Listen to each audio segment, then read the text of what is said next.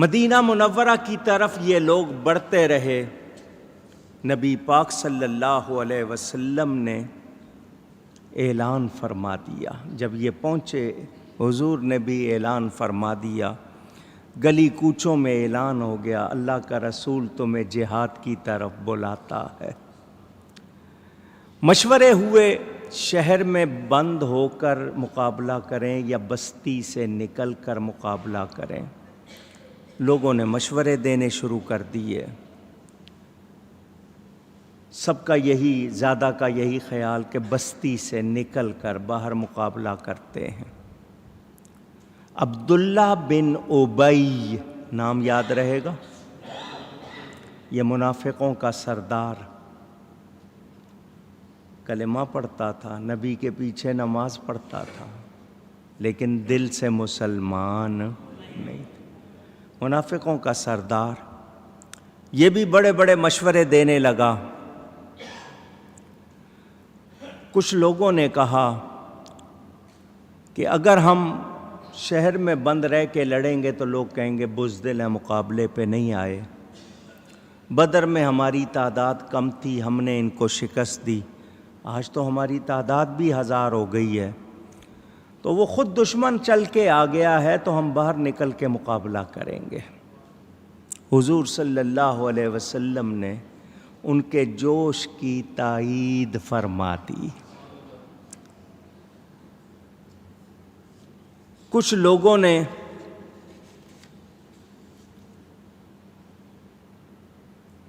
یہ بھی کہا کہ حضور آپ پر وحی آتی ہے، ہمارے مشورے پہ نہ جائیے، اللہ کے حکم پر جائیے۔ حضور نے فرمایا اب میں نے ہتھیار پہن لیے ہیں اور اللہ کا نبی ہتھیار پہن لے تو پھر پیچھے ہٹتا نہیں۔ نبی کریم صلی اللہ علیہ وآلہ وسلم سے لوگ کیا کہہ رہے ہیں؟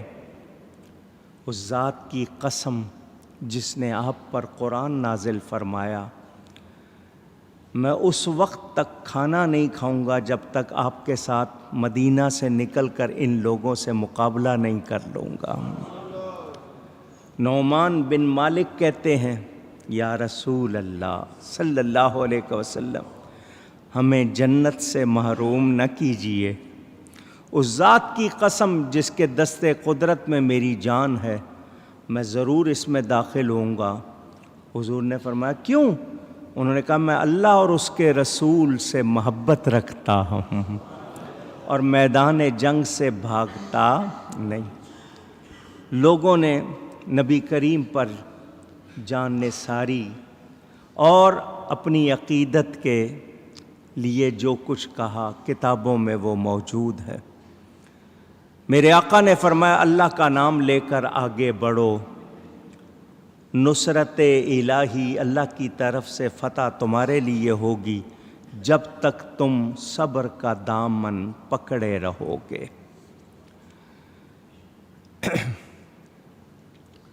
یہاں اسلام کی تعلیم یہ ہے کہ جب کوئی فیصلہ کر لو اچھی طرح سوچ سمجھ کر تو پھر اس پر ڈٹ جاؤ، اس پر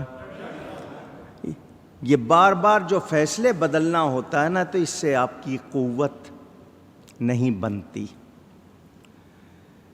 نبی کریم صلی اللہ علیہ وسلم مدینہ منورہ سے نکلے، لشکر کا جائزہ لیا، سورج غروب ہو رہا تھا، حضرت بلال نے اذان کہی، نبی پاک صلی اللہ علیہ وسلم نے نماز پڑھائی۔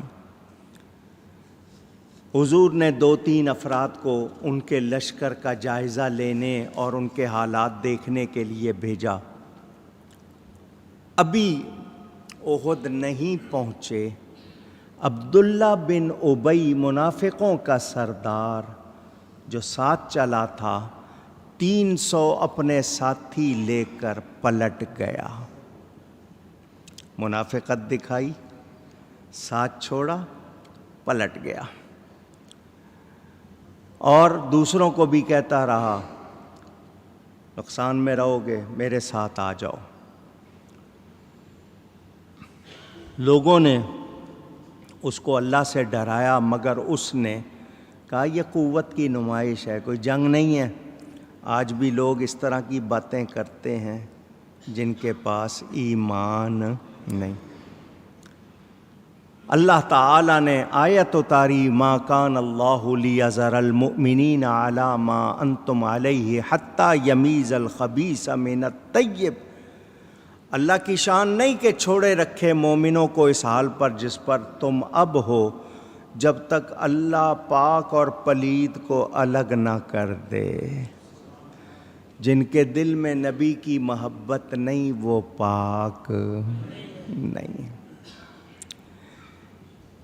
300 افراد کا کم ہو جانا، 700 رہ گئے مسلمان۔ اچانک بظاہر دیکھا جائے تو حوصلے توڑنے والی بات ہے۔ اس کا خیال تھا کہ میرے نکلنے سے ان کے حوصلے ٹوٹ جائیں گے، یہ جانثاری کا جذبہ ختم ہو جائے گا، لیکن اسے نہیں پتا تھا کہ نبی کے ساتھ کون تھے، صحابہ کرام تھے، اور انہوں نے جانثاری کے لیے جو باتیں کی اور جو کردار ادا کیا، آج بھی کتابوں میں وہ سارے واقعات محفوظ ہیں۔ اللہ تعالیٰ نے مسلمانوں کی ہمت کے لیے آیت اتاری، اذ ہمت طائفتان منکم ان تفشلا، جب ارادہ کیا دو جماعتوں نے تم میں سے کہ ہمت ہار دیں،